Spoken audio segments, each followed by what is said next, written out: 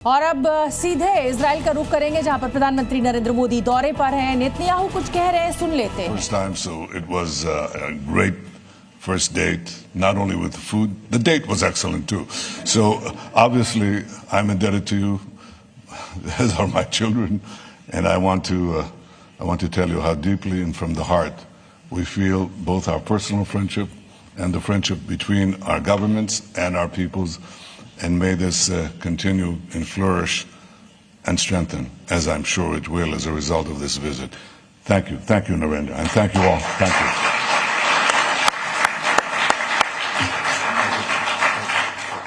Your Excellency, प्रधानमंत्री और मेरे मित्र नेतन्याहू, मिसेज नेतन्याहू, दोनों देशों के डेलीगेट्स, मीडिया के साथियों, नमस्कार, शालोम। मेरे और भारतीय डेलीगेशन के गर्मजोशी भरे स्वागत के लिए मैं प्रधानमंत्री नेतन्याहू का एक बार फिर हृदय से आभार व्यक्त करता हूं।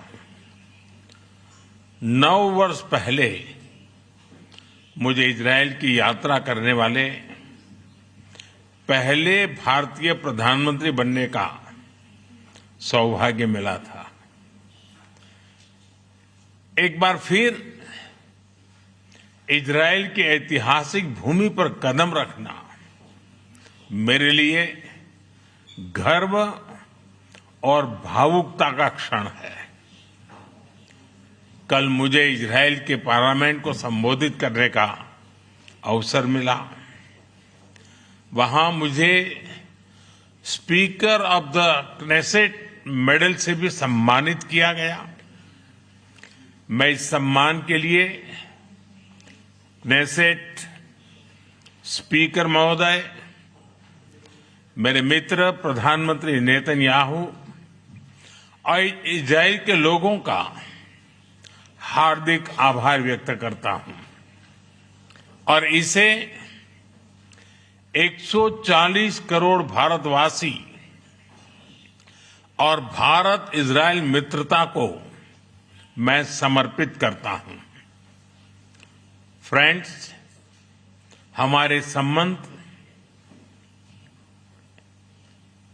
गहरे विश्वास, साझा लोकतांत्रिक मूल्यों और मानवीय संवेदनाओं की मजबूत आधारशिला पर आधारित है, उस पर स्थापित है। हमारे रिश्ते समय की हर कसौटी पर खरे उतरे हैं।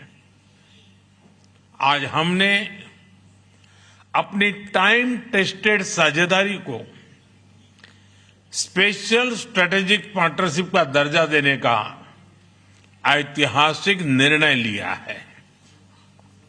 यह निर्णय दोनों देशों के लोगों की आकांक्षाओं का प्रतिबिंब है।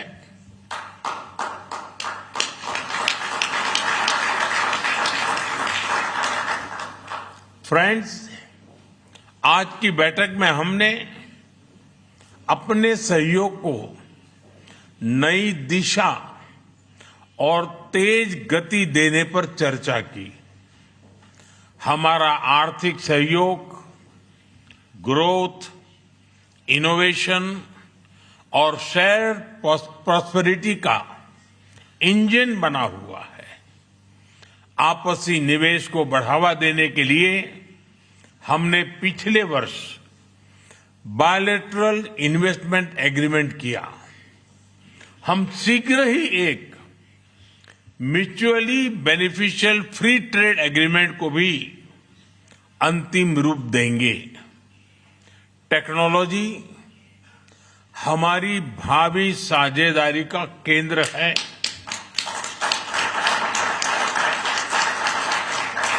आज हमने critical and emerging technology partnership स्थापित करने का निर्णय लिया है। इससे एआई, क्वांटम और क्रिटिकल मिनरल्स जैसे क्षेत्रों में सहयोग को नई गति मिलेगी। मुझे खुशी है कि इजरायल में यूपीआई के इस्तेमाल के लिए समझौता किया गया है।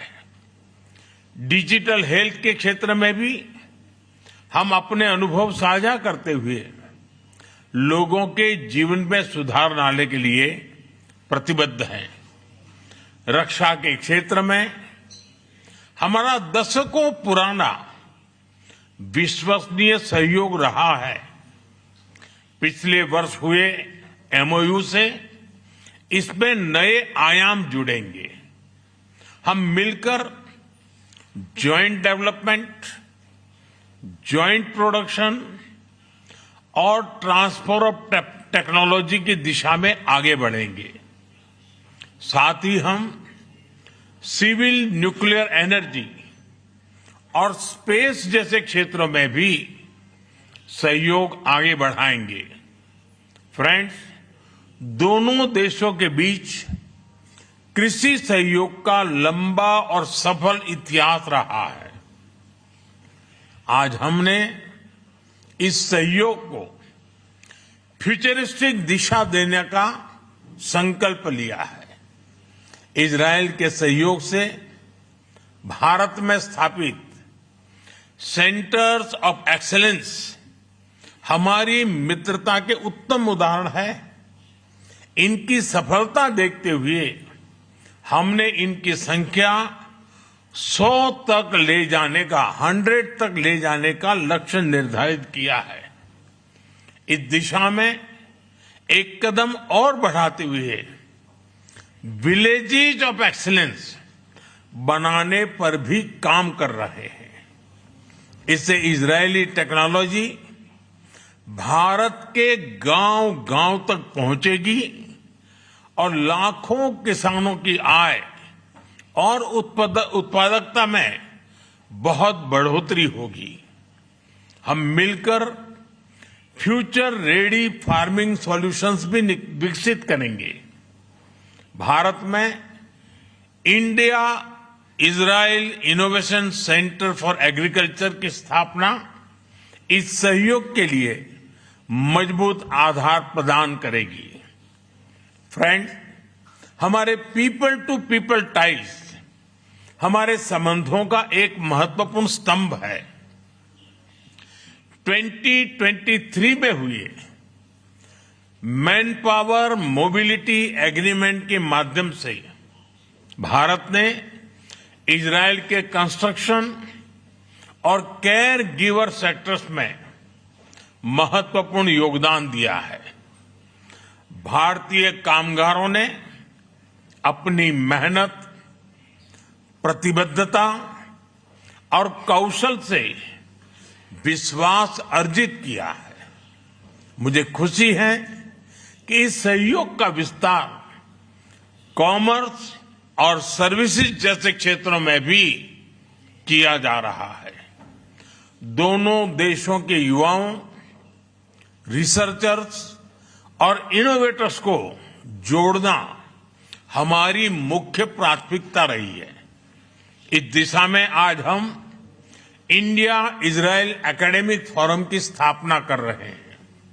फ्रेंड्स, आज हमने क्षेत्रीय एवं वैश्विक मुद्दों पर भी व्यापक चर्चा की। क्षेत्रीय कनेक्टिविटी को बढ़ावा देते हुए हम India middle east Europe economic corridor IMEC और इंडिया इजराइल यूएई यूएसए यानी I2U2 पर नई गति से आगे बढ़ेंगे। फ्रेंड्स, भारत और इजराइल पूरी तरह से स्पष्ट है कि आतंकवाद का दुनिया में कोई स्थान नहीं है। किसी भी रूप में, किसी भी अभिव्यक्ति में आतंकवाद को स्वीकार नहीं किया जा सकता।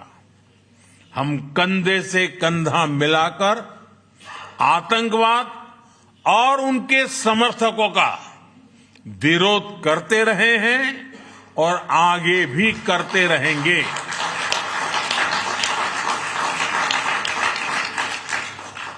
पश्चिम एशिया में शांति और स्थिरता से भारत के सीधे सुरक्षा हित जुड़े हैं। इसलिए हमने शुरुआत से ही संवाद और शांतिपूर्ण समाधान का समर्थन किया है। यही ग्लोबल साउथ और पूरी मानवता की पुकार है। भारत की सोच स्पष्ट है, humanity must never become a victim of conflict. Gaza peace plan से शांति का एक रास्ता बना है।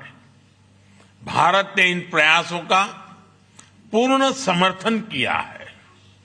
भविष्य में भी हम सभी देशों के साथ संवाद और सहयोग जारी रखेंगे। एक्सेलेंसी, माय डियर फ्रेंड, आपकी आत्मीयता और गर्मजोशी ने मेरी यात्रा को यादगार बना दिया है। मैं एक बार फिर आपसे और इजराइल के लोगों से जो प्यार मिला है, जो स्नेह मिला है, जो सम्मान मिला है, इसके लिए हृदय से बहुत बहुत आभार व्यक्त करता हूं। बहुत बहुत धन्यवाद। तोदा रब्बा।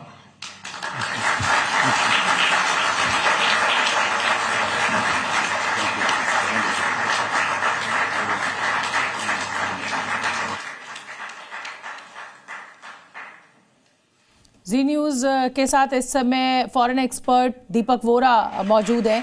दीपक वोरा, ये जॉइंट स्टेटमेंट अभी हमने अपने दर्शकों को सुनवाया जिसे कहा जाए कि प्रतिबद्धता भारत ने और इजराइल ने अपनी मित्रता की एक दूसरे के लिए दिखाई है, वो ऐतिहासिक है। लेकिन आज इस जॉइंट स्टेटमेंट में अगर बड़ी बातें कैच करने की हम कहें तो आपको क्या लगता है?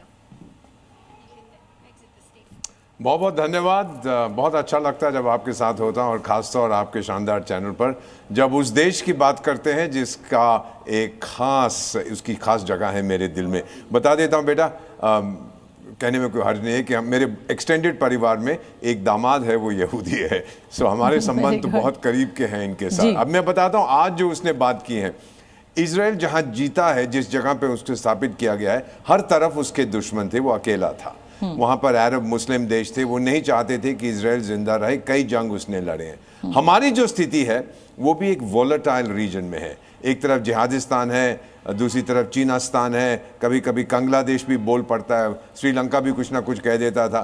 तो हम दोनों को ये मालूम है किस तरह से एक अनसर्टन वोलेटाइल एरिया में रहने के लिए क्या करना पड़ता है, और खास तौर से हम दोनों आतंक के शिकार हैं। तो ये नंबर 1 चीज प्राइम मिनिस्टर ने कही है। दूसरा, मैम, इजराइल जो रिसर्च एंड डेवलपमेंट पे खर्च करता है पर कैपिटा बेसिस पे, वो दुनिया का नंबर 1 है, क्योंकि इतने सारे उसके दुश्मन इर्द गिर्द हैं। वहां क्वांटिटी है, इजराइल ने क्वालिटी का प्रयोग किया है, और भारत भी वही कर रहा है, रिसर्च एंड डेवलपमेंट बढ़ा रहा है। ये बहुत अहम चीजें थी। फिर वो पार्टनरशिप की बात की है। बहुत बहुत धन्यवाद दीपक सर।